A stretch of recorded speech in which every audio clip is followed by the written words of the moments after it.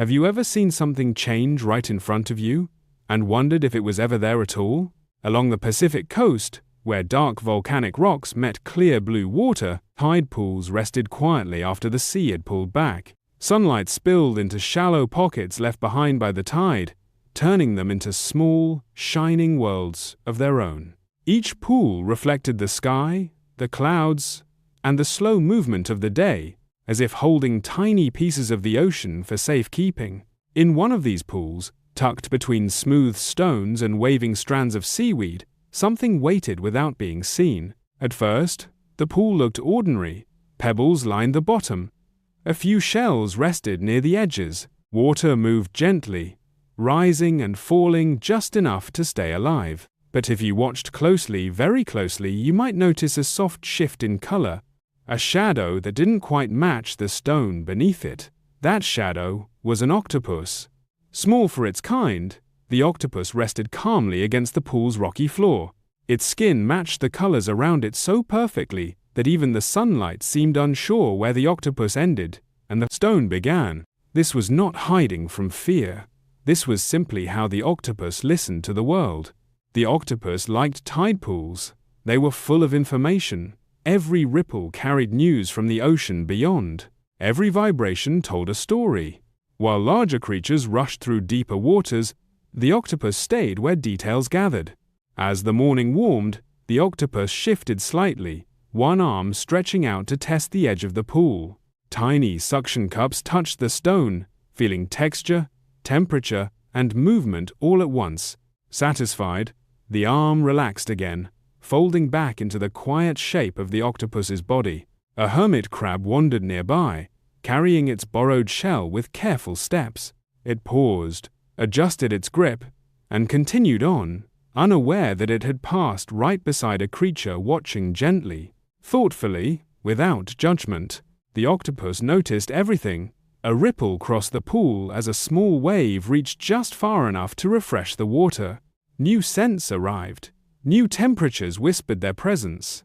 The octopus's skin shifted slightly, responding without effort, blending once more into the pool's changing patterns. Long ago, though, time felt different in the water. The octopus had learned that the world spoke constantly, not in words, but in movement, pressure, light, and space. To listen well, one did not need to be loud or fast. One only needed to pay attention. As the sun climbed higher, the pool brightened. Light bent through the water, scattering into dancing shapes along the rocks. A sea anemone nearby opened slowly, its soft arms swaying like underwater flowers greeting the day. The octopus extended an arm toward it, stopping just short, respectful of its space. The tide pool shifted again. Water levels lowered slightly, exposing more stone. Tiny fish adjusted their paths, staying close to deeper corners. The octopus sensed the change immediately, not as danger, but as information. The pool was becoming quieter, smaller, more focused. Rather than leaving, the octopus chose to stay. It gathered itself gently, arms curling closer, body softening into the shape of the pool's center stone. Its colors deepened, becoming warmer, calmer, like sunlight resting on wet rock. A seabird's reflection passed overhead, gliding across the surface of the water. The octopus did not move. It listened. The shadow passed, and the pool returned to its peaceful stillness. Time drifted. Then something unexpected happened. A tiny shrimp, startled by the shrinking space, darted too quickly and became trapped between two stones near the edge of the pool. It flicked and twisted, trying to free itself, sending quick vibrations through the water. The octopus felt them immediately. Slowly, carefully, the octopus extended one arm, not rushing, not startling. The arm slid between the stones with surprising gentleness, suction cups releasing and reattaching as they found the safest path.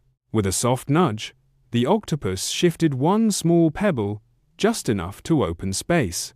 The shrimp slipped free and vanished into the deeper part of the pool, its movement fading into calm once again. Nothing dramatic followed, no celebration, no recognition. The octopus simply returned to stillness, arms folding back into place, skin easing into familiar colors. The pool breathed quietly around it. As afternoon approached, the tide began its slow return. Water crept back over the rocks, reconnecting the tide pools to the vast Pacific beyond.